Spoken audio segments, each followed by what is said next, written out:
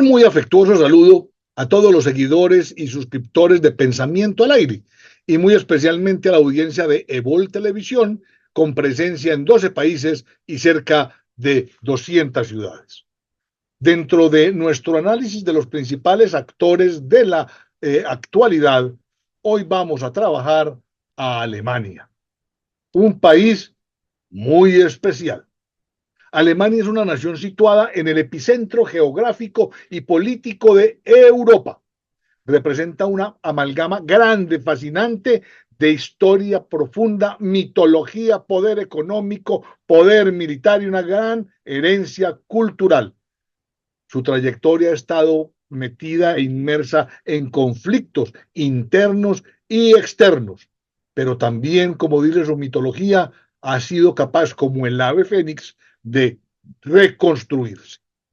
¿Cuáles son algunos fundamentos geográficos y nacionales? Alemania está asentada en el corazón de Europa Central, limita con 9 países: Dinamarca al norte, Polonia y la República Checa al este, Austria y Suiza al sur, Francia, Luxemburgo, Bélgica y los Países Bajos al oeste. Esta ubicación le otorga una conectividad estratégica invaluable, pero también la vuelve un epicentro de conflicto. Asimismo, tiene acceso al Mar del Norte y al Mar Báltico. Ha facilitado esta posición el comercio y la conectividad, pero ha sido imposible desligarla de los diferentes conflictos que han tenido los distintos países europeos en diferentes momentos de la historia. Aquí vemos la ubicación geográfica, su contexto europeo, y vemos que de todas maneras, en términos geopolíticos, se puede hablar de un verdadero Herland o corazón de tierra. Los símbolos nacionales básicamente reflejan su evolución histórica. La bandera alemana con sus franjas horizontales de negro, rojo y oro es el emblema de la unidad y la libertad. Esos colores tienen raíces en los movimientos liberales del siglo XIX, simbolizando la esperanza de un Estado nacional democrático y unificado. Este es el escudo de armas de Alemania, representando el águila federal, un símbolo ancestral de fuerza y soberanía que se remonta al Sacro Imperio Romano Germánico. El águila negra sobre un fondo dorado con garras y picos rojos representa la autoridad y la identidad nacional. La moneda oficial es el euro, adoptado en el 2002, y de alguna manera Alemania desempeña un papel central con el Banco Central Europeo, lo que es el Banco de la República de la Comunidad Económica Europea, en palabras castizas, lo cual lo convierte en un país neurálgico para toda la región. Su capital es Berlín, hay aproximadamente 85 millones de habitantes, el idioma oficial es alemán, la forma de gobierno es la República Parlamentaria Federal, es una de las principales economías del mundo y predomina como religión el cristianismo, aun cuando hay posibilidad para el ejercicio de todas las religiones. La geografía es muy diversa, desde las llanuras del norte hasta las altas montañas del sur. Aparecen territorios organizados, 16 estados federales, cada uno con su propio gobierno y constitución, y territorios no organizados en el sentido tradicional, ya que de alguna manera los que no son estados son municipios y hacen parte de estados. La mitología alemana también es conocida como mitología germánica. Está asociada a las tradiciones y costumbres de pueblos que se pierden en el tiempo alrededor de la mitología nórdica, la mitología anglosajona, la mitología germánica continental. Se habla de la raza aria como un concepto racial histórico que surgió a finales del siglo XIX para describir a unas personas de herencia indoeuropea como un grupo racial con unas características muy especiales que llevaron después al desencuentro histórico cuando se le trató de asociar con una raza privilegiada, una raza superior. La historia de Alemania tiene una antigüedad importante. Las tribus germánicas nómadas habitan el territorio, se enfrentan a los romanos y establecen asentamientos a lo largo del río Rin y el río Danubio. El primer Reich se refiere al Sacro Imperio Romano Germánico que existió desde el año 800 hasta 1806. Sus principales gestores fueron Carlomagno y Federico I, conocido también como Federico Barbarroja. A nivel planetario, la historia de Alemania tiene un hito importantísimo que es la reforma protestante que se da en el siglo XVI, liderada por Martín Lutero, que no solo transformó el panorama religioso, sino que también tuvo unas profundas implicaciones políticas y sociales, fragmentando aún más el imperio y sentando las bases para futuros conflictos. Las guerras napoleónicas a principios del siglo XIX disolvieron el Sacro Imperio y dieron lugar a la Confederación del Rin, un periodo que paradójicamente sembró las semillas del nacionalismo alemán a partir de la fragmentación en la que quedó su constitución política, social, económica, geográfica. La historia de Alemania reciente gira alrededor de su unificación lograda en 1871 bajo el liderazgo de Otto von Bismarck y alrededor de Prusia se establece el Segundo Reich, un imperio poderoso que rápidamente se convirtió en una fuerza industrial y militar dominante en Europa. Esa unificación alemana tiene una característica especial. Aquí se ve en el mapa, en el extremo superior derecho, la situación de Alemania tras el Congreso de Viena de 1814 y 15, post-napoleónico, la invasión napoleónica y el despertar de la conciencia nacional y los orígenes del nacionalismo alemán. Todo esto se inserta dentro de un periodo que se denominó el romanticismo, que impulsa el nacionalismo. Nacen los Solverín, los movimientos revolucionarios, se da el Parlamento de Frankfurt, se da el proceso de unificación y no dejan de tenerse en cuenta las diferencias, las rivalidades entre Austria y Prusia, que posteriormente tendrán sus consecuencias como conflictos. En el Congreso de Viena, Alemania está dividida en 39 estados, dos grandes potencias los albergan, en el norte el Reino de Prusia y en el sur el Imperio Austríaco. En 1861 el Kaiser Guillermo y el canciller Bismarck establecen una gran rivalidad con la parte sur del Imperio Austrohúngaro. Muy bien, este ya es el esquema que queda dentro de la integración de lo que es la parte de Prusia y la parte que veíamos ahora de la parte del Imperio Austríaco. La guerra franco-prusiana de 1870 pone fin a la unificación y al proceso de unificación, pero la consolida el nuevo imperio alemán de Guillermo I y de Bismarck. Aquí se ve una fotografía, un retrato de esos dos grandes personajes alemanes. La geopolítica alemana del siglo XX gira alrededor de el pensamiento político del romanticismo, que contra todos los pronósticos no dan los políticos, sino que está encarnada en Wagner, en Goethe y en Nietzsche, los tres encargados de rescatar, divulgar y promover desde la música, la literatura y la filosofía todo lo que es la mitología alemana. Se da el Tratado de Versalles, donde Alemania es humillada y que deja incubado la posible aparición de un nuevo conflicto. Es ante esta situación, y ahí se ven el momento en que están firmando la rendición completa, está en un vagón de un tren que está todavía hoy en la estación de Versalles. Se dice que esta situación de humillación es la que le da argumentos a Hitler para después tratar de vengarse. Es Karl Haushofer, el papá de la geopolítica alemana, escribe un libro que le llama Las fronteras geopolíticas del Océano Pacífico, que influye altamente en la formación de la oficialidad prusiana y posteriormente la nacionalsocialista. Dice que la geografía es la clave principal de la historia y que Alemania es el núcleo capaz de salvar la decadencia de Oriente y Occidente, encarnada sobre todo por Inglaterra. La raza alemana es el centro del universo por su capacidad heroica, retoma la mitología, se adhiere totalmente a las leyes de los espacios crecientes de Ratzel, donde el expansionismo geográfico y político es natural para un país que quiere crecer o una nación que quiere consolidarse. El pueblo alemán dirigido por una élite será capaz de derrotar al decadente imperio inglés, es su propuesta. Retoma la división del mundo de Mackinder anunciando la revancha del poder terrestre.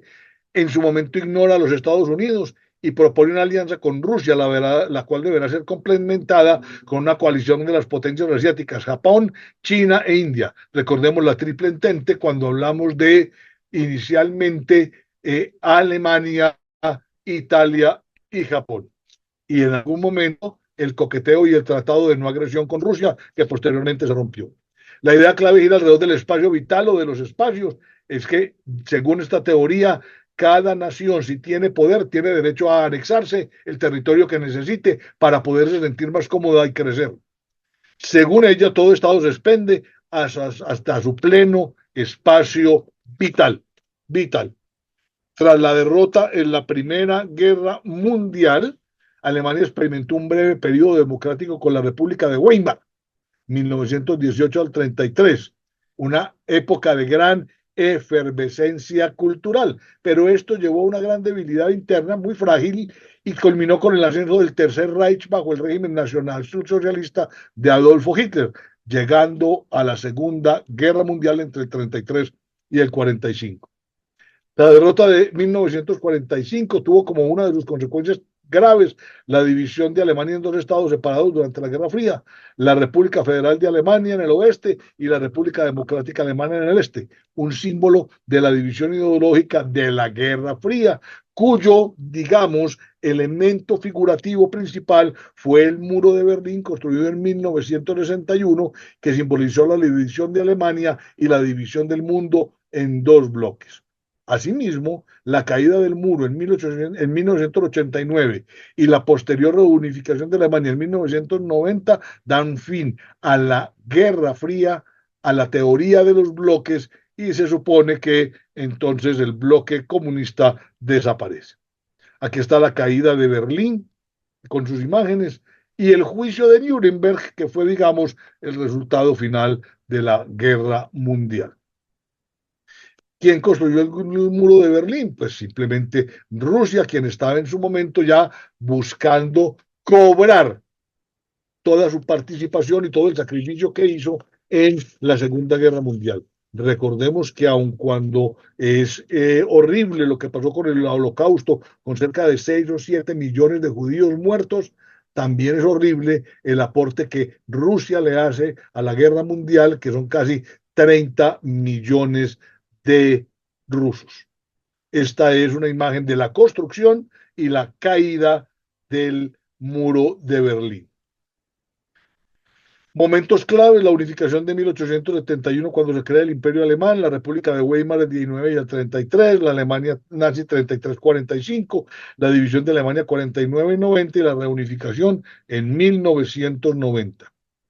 También como los otros países europeos potencias y con configuración de imperio, tuvo un breve periodo colonial a finales del siglo XIX y principios del XX con posesiones en África y el Pacífico, Namibia, Tanzania, Ruanda y Burundi. A lo largo de la historia ha tenido unos personajes maravillosos que han tenido una gran influencia, como Lutero, Federico el Grande, von Bismarck, Konrad Adenauer, Willy Brandt, Helmut Kohl y, cómo no mencionar recientemente a la doctora Angela Merkel. Estos líderes, a través de sus visiones, cada uno supo preservar y conservar la integridad de Alemania en medio de todas las vicisitudes existentes, guerras internas, guerras externas, victorias, derrotas, humillaciones y posteriormente épocas de paz y prosperidad. Hoy en día, la política exterior alemana y su visión geopolítica gira alrededor del multilateralismo, la cooperación y la integración de la Unión Europea. Es un actor clave de Europa, es el que garantiza la estabilidad, el comercio y la democracia, fortaleciendo la Unión Europea y manteniendo las relaciones sólidas con los Estados Unidos y la OTAN. Aquí aparece la visión geopolítica exterior de Alemania, tanto lo que tiene que ver con sus vecinos como sus riquezas al interior.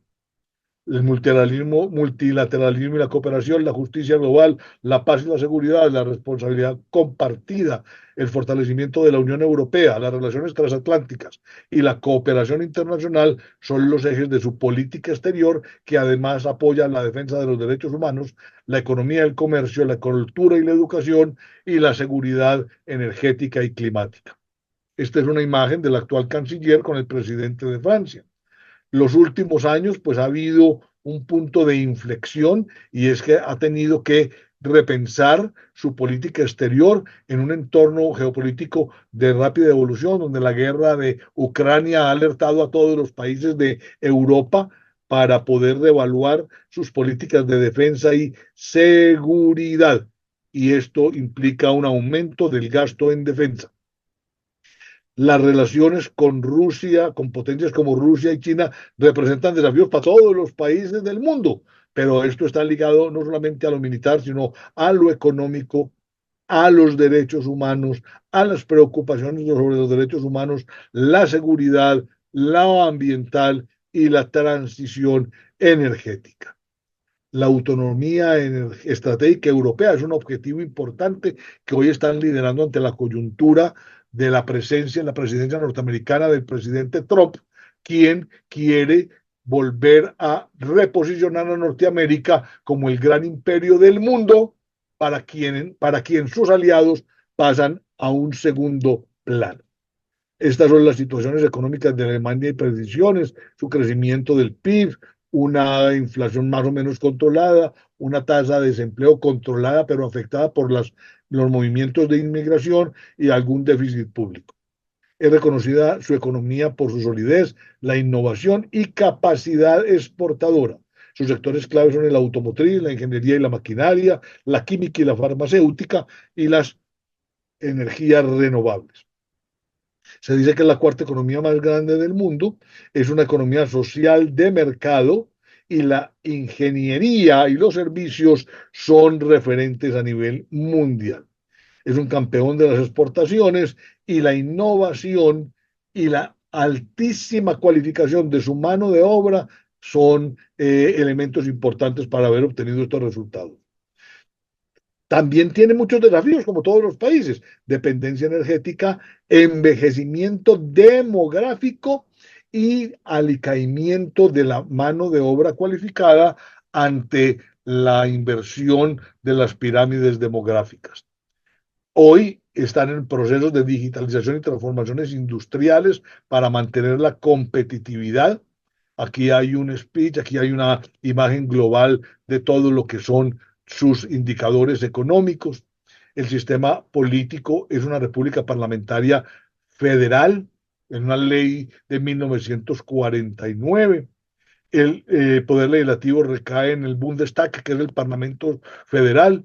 Los miembros son elegidos directamente, representa a los 16 estados federados. El poder ejecutivo está encabezado por el canciller, quien es el jefe de gobierno y es elegido por el Bundestag y el gabinete. Y el presidente federal es el jefe de estado con funciones básicamente representativas.